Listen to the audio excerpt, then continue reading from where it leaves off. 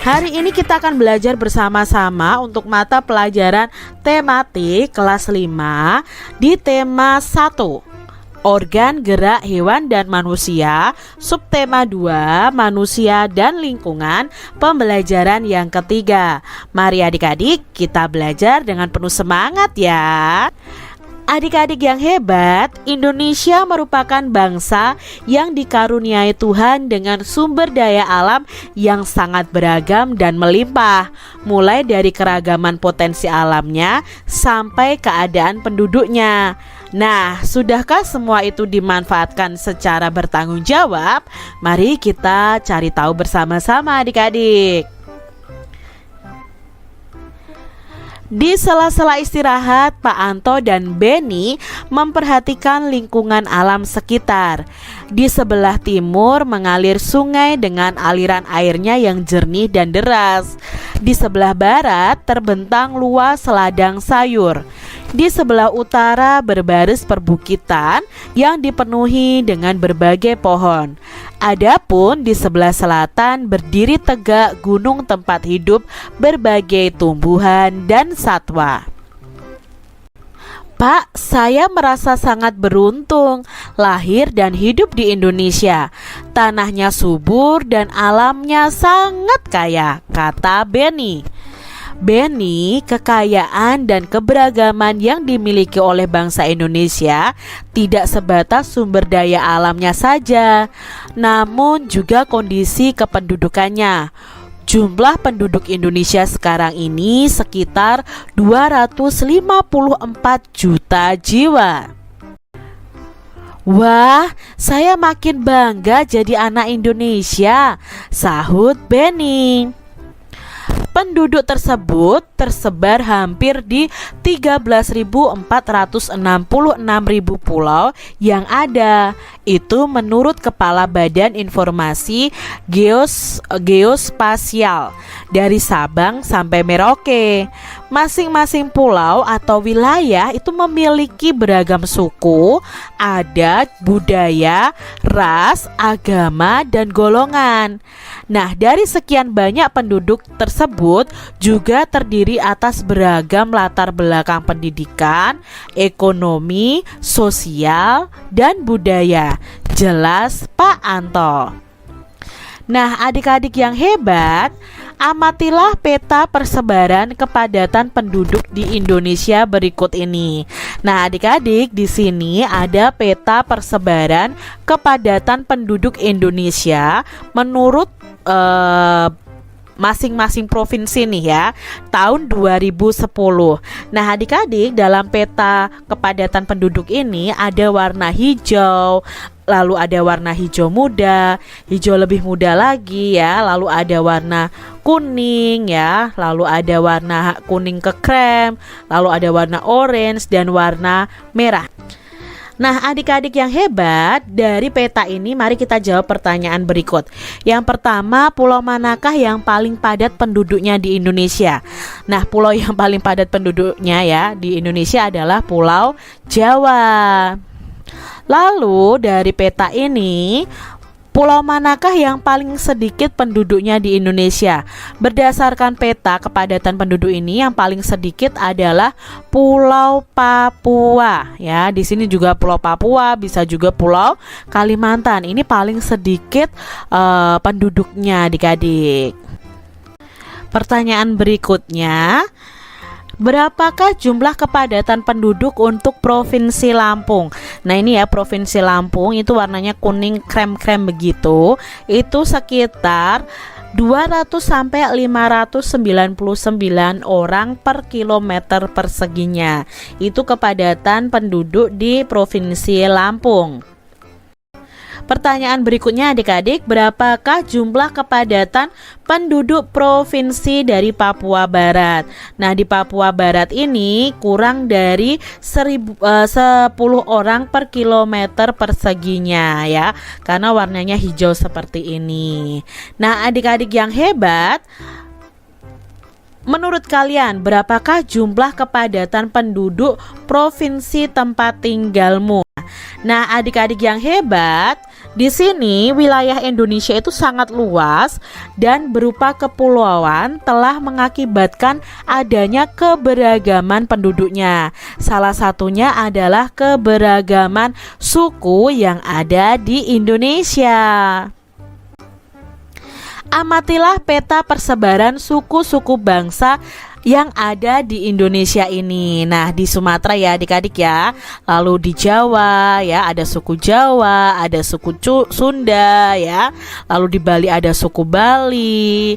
Lalu di Kalimantan ada suku Ngaju, suku Melayu, ada suku Banjar, ada suku Dayak ya. Kalian lihat di sini di Sumatera ya banyak sekali sukunya. Nah, ini suku-suku bangsa yang ada di Indonesia dari Sabang sampai Merauke. Wow, banyak sekali ya adik-adik ya. Satu provinsi saja itu ada beberapa suku adik-adik. Nah, kalian bisa ketahui ini. Adik-adik yang hebat, nah di sini kalian perhatikan ya, ada 6 pemuka agama yang ada di Indonesia. Selain keberagaman suku bangsa, Indonesia itu juga dianugerahi keberagaman agama. Saat ini ada 6 agama yang diakui oleh pemerintah untuk dianut masyarakatnya. Ada Islam, Kristen, ada Katolik, ada Buddha, ada Hindu, dan ada Konghucu. Adapun Islam ini menjadi agama dengan jumlah pemeluk terbesar di Indonesia. Berilah tanda-tanda seperti berikut ini pada daerah-daerah di peta sesuai persebaran agamanya. Nah, untuk yang berwarna biru itu adalah mayoritasnya adalah penduduk beragama Islam. Kalau merah ini Katolik, kuning itu Buddha, orange itu Kristen, ungu itu Hindu, dan pink itu Konghucu ya. Nah, ini adalah peta persebaran daerah-daerah ya, persebaran agama di Indonesia. Wah, beragam sekali ya penduduk di Indonesia ini. Kita patut bangga dengan keberagaman yang ada di Indonesia ini adik-adik. Jadi, untuk mengetahui keberagaman kondisi penduduk Indonesia, bisa kamu mulai dengan mengamati lingkungan tempat tinggal kalian ya. Kalian bisa melakukan wawancara nih dengan orang tua atau perangkat RT, perangkat RW, kepala desa ataupun tokoh masyarakat. Nah, adik-adik yang hebat, di sini ada bacaan nih tentang kerukunan umat beragama di Indonesia. Mari kita simak bersama ya. Kerukunan umat beragama merupakan bentuk hubungan antar manusia yang damai berkat adanya toleransi beragama. Nah, toleransi beragama adalah suatu sikap saling mengerti dan menghargai tanpa adanya sikap membeda-bedakan dan mengecilkan umat agama lain. Kita tidak boleh mengecilkan umat agama lain ya adik-adik ya. Nah, kerukunan umat beragama itu sangat penting loh bagi bangsa Indonesia untuk mencapai kesejahteraan hidup. Seperti yang telah kita ketahui bahwa Indonesia itu memiliki keragaman yang begitu banyak. Salah satunya adalah keragaman agama. Meskipun mayoritas penduduk Indonesia itu memeluk agama Islam, namun ada beberapa agama lain nih yang dianut, yakni Buddha, Hindu, Kristen, Katolik, dan Konghucu. Nah, setiap agama tentunya itu memiliki aturan masing-masing dalam menjalankan ajaran agamanya. Namun perbedaan ini bukanlah alasan untuk jadi pemecah belah, namun justru menjadi pemersatu dan memperkaya nilai-nilai dalam masyarakat. Sebagai satu saudara dalam tanah air yang sama, kita itu harus menjaga kerukunan umat beragama agar bangsa dan negara kita tetap menjadi satu kesatuan yang utuh. Adik-adik yang hebat, nah kerukunan umat beragama ini dimulai dengan kerukunan antar umat beragama dalam satu agama, atau bisa disebut dengan intern umat beragama. Nah, perbedaan pandangan dalam satu agama itu dapat memicu terjadinya konflik dalam agama itu sendiri. Oleh karena itu, perbedaan pandangan ini haruslah diupayakan agar tidak saling merasa bahwa pandangannya adalah yang paling benar. Lalu trik kerukunan umat beragama selanjutnya adalah kerukunan antar umat beragama yang memiliki pengertian kehidupan yang rukun antar masyarakat meskipun berbeda agama dan keyakinan. Nah, dalam hal ini tidak terjadi sikap saling curiga mencurigai serta selalu menghormati agama masing-masing. Selain itu juga tidak saling memaksakan agama kepada orang lain. Adik-adik, kita tidak boleh ya memaksakan agama kita kepada orang lain. Nah, adapun trik kerukunan umat beragama yang terakhir adalah kerukunan antar umat beragama dengan pemerintah. Nah, mengandung pengertian bahwa tiap umat beragama itu dapat bekerja sama dan bermitra secara baik dengan pemerintah dalam menjaga kehidupan bermasyarakat, berbangsa, dan bernegara. Nah, dalam hal ini para tokoh agama dan pemerintah sangat diperlukan perannya dalam mencari solusi yang baik tanpa merugikan pihak manapun. Nah, adik-adik yang hebat, mari kita temukan ide pokok dari masing-masing paragraf bacaan di atas tadi. Ya, ide pokok adalah kalimat utama yang termasuk inti dari bacaan di masing-masing paragraf. Nah, di sini ide pokok di paragraf 1 itu adalah kerukunan umat beragama merupakan bentuk hubungan antar manusia yang damai berkat adanya toleransi beragama. Lalu yang kedua, kerukunan umat beragama itu sangat penting bagi bangsa Indonesia untuk mencapai kesejahteraan hidup. Lalu ide pokok paragraf yang ketiga, trik kerukunan umat beragama ini merupakan program yang dicanangkan pemerintah untuk menciptakan kehidupan beragama yang damai dan rukun. Lalu di paragraf yang keempat itu membahas tentang trik kerukunan umat beragama bertujuan agar masyarakat Indonesia itu bisa hidup dalam kebersamaan meskipun banyak perbedaan. Lalu adik-adik, berikutnya di paragraf kelima itu tentang penjelasannya, ide pokoknya itu trik kerukunan umat beragama dimulai dari kerukunan antar umat beragama dalam satu agama atau intern umat beragama.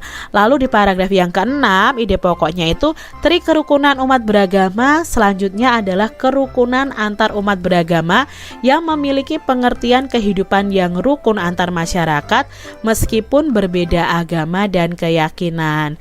Lalu di paragraf yang ketujuh itu ide pokoknya adalah trik kerukunan umat beragama yang terakhir adalah kerukunan antar umat beragama dengan pemerintah, mengandung pengertian bahwa tiap umat beragama itu dapat bekerja sama dan bermitra secara baik dengan pemerintah untuk menjaga kehidupan bermasyarakat, berbangsa, dan bernegara.